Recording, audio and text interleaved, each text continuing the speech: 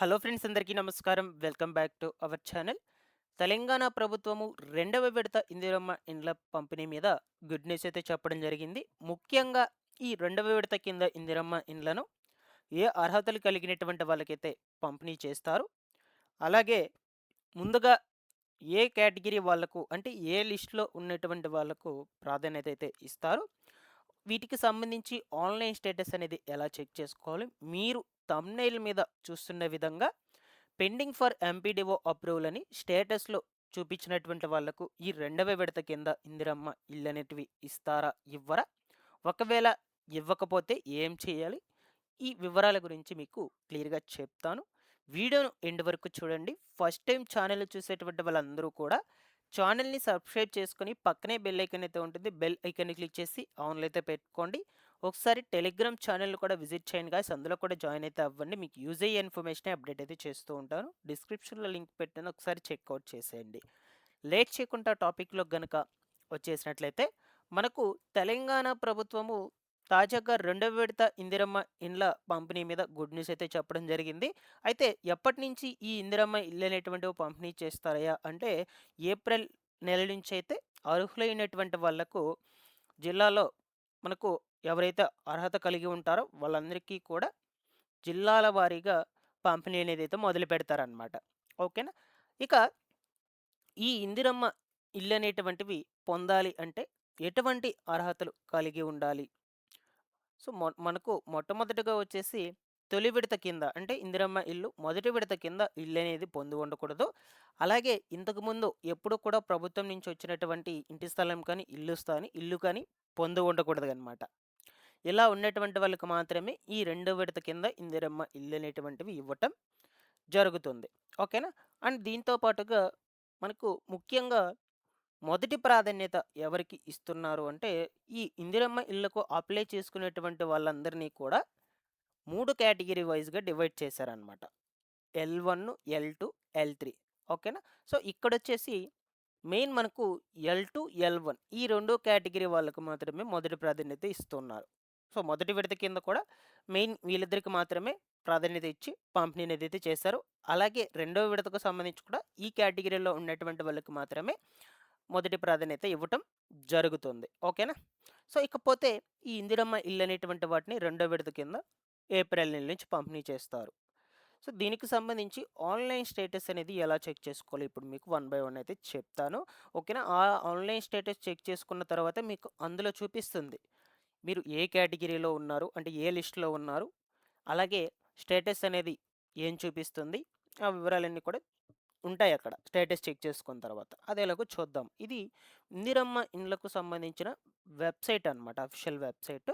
దీని లింక్ నేను డిస్క్రిప్షన్‌లో పెడతాను. మీరు కూడా ఫాలో అప్ చేయండి. నేను చెప్పేటువంటి స్టెప్స్ అన్నిటిని కూడా. ఓకేనా ఒకసారి. సో, ఇది వెబ్‌సైట్ దీన్ని లింక్ మీద క్లిక్ చేయగానే ఇలా ఓపెన్ కావడం జరుగుతుంది. ఇక్కడ సెర్చ్ బై అనే ఆప్షన్ అయితే ఉంది కదా! స్టార్టింగ్‌లోనే ఇక్కడే కనిపిస్తుంది. మీ మొబైల్ ఫోన్‌లో ఒకవేళ ఈ వెబ్‌సైట్ గనుక ఓపెన్ కాకపోయినట్లయితే అక్కడ డెస్క్‌టాప్ సైట్ అనే ఆప్షన్ అయితే ఒకటుంటుంది. డెస్క్‌టాప్ సైట్ అనే ఆప్షన్‌ని మీరు ఎనేబుల్ చేసుకోండి. ఓకేనా? ఆ డెస్క్‌టాప్ సైట్ ఆప్షన్‌లో ఆన్‌లోనే ఉంటేనే ఓపెన్ అవుతుందనమాట. ఓకేనా? సో, ఇలాగా ఓపెన్ చేశాక సెర్చ్ బై అనే ఆప్షన్ మీద క్లిక్ చేయగానే mobile number, Aadhaar number, application ID, FSC card number అని 4 ఆప్షన్స్ అయితే ఉంటాయిక్కడ.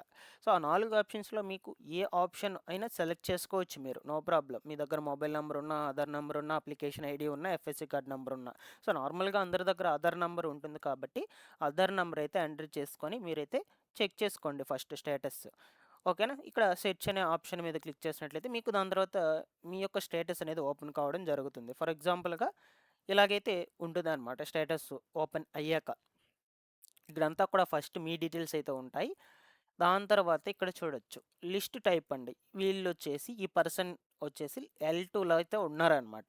లిస్ట్ టైప్‌లో L2 అని ఉంది కాబట్టి. ఓకేనా? అండ్ అలాగే అప్లికేషన్ స్టేటస్ దగ్గర చూడొచ్చండి. పెండింగ్ ఫర్ ఎంపీడీఓ అప్రూవల్ అయితే ఉంది వీళ్ళకి. నేను చెప్పాను కదా! థంబ్‌నెయిల్‌లో మీరు చూసారు ఆల్రెడీ. ఆ థంబ్‌నెయిల్‌లో చూసిన విధంగా పెండింగ్ ఫర్ ఎంపీడీఓ అప్రూవల్ అని ఉన్నటువంటి వాళ్ళకు ఈ రెండవ విడత కింద ఇందిరమ్మ ఇల్లు అనేటువంటివి పంపిణీ చేస్తారా? లేదా? ఒకవేళ పంపిణీ చేయకపోతే ఏం చేయాలి? ఓకేనా? ఆ వివరాల గురించి ఇప్పుడు చూద్దాం.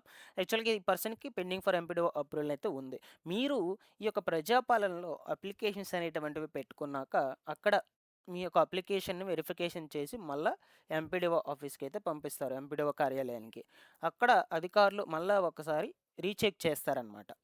రీచెక్ చేసి మీదంతా అప్లికేషన్ ఓకే అని అనిపిస్తే అప్పుడు అప్రూవల్ అనేదైతే ఇస్తారు. అక్కడ అప్రూవల్ ఇచ్చిన తర్వాత మీకిక్కడ ఏం పడుతుంది అంటే ఓకేనా? ఎంపీడీఓ అప్రూవల్ అనైతే పడుతుంది. పెండింగ్ ఫర్ అనేది తీసేస్తారు. ఎంపీడీఓ అప్రూవల్ అని చూపిస్తుంది. సో, అలాగా ఎంపీడీఓ అప్రూవల్ అని చూపించినటువంటి వాళ్ళు ప్రతి ఒక్కరికి కూడా రెండో విడత కింద ఇందిరమ్మ ఇల్లు అనేటువంటివి వస్తాయి ఖచ్చితంగా. లేదు మీకు పెండింగ్ ఫర్ ఎంపీడీఓ అప్రూవల్ ఉన్నట్లయితే ఏం చేయాలి అంటే మీరొకసారి ఈ ఎంపీడీఓ కార్యాలయానికి వెళ్ళి అక్కడ అధికారులనైతే కలవండి. సో, వాళ్ళ దగ్గర అప్లికేషన్స్ ఉంటాయి మీవన్నీ కూడా. సో, వాళ్ళు వెరిఫికేషన్ చేస్తేనే దాన్ని బట్టి ఇక్కడ అప్డేట్ అయితే చేస్తారనమాట. సో, వాళ్ళు వెరిఫికేషన్ చేయకపోయినా అక్కడే పెండింగ్‌లో అలాగే ఉంటుంది. ఒకసారి అక్కడికి వెళ్ళి మీ యొక్క అప్లికేషన్ అనేది వెరిఫికేషన్ అయిందా లేదా ఒకసారి రీచెక్ చేసుకోండి. వాళ్ళ దగ్గరికి వెళ్ళి చెక్ చేసుకున్నాక దాన్ని బట్టి అయితే కమెంట్‌లో అడగండి. నేను మీకు ఎటువంటి సమాధానం కావాలన్నా రిప్లై అయితే ఇస్తాను. మీకు అడిగేదాన్ని క్వెషన్‌ని బట్టి అయితే. కమెంట్‌లో పెట్టండి మీకు ఏ డౌట్ ఉన్నా సరే. ఓకేనా?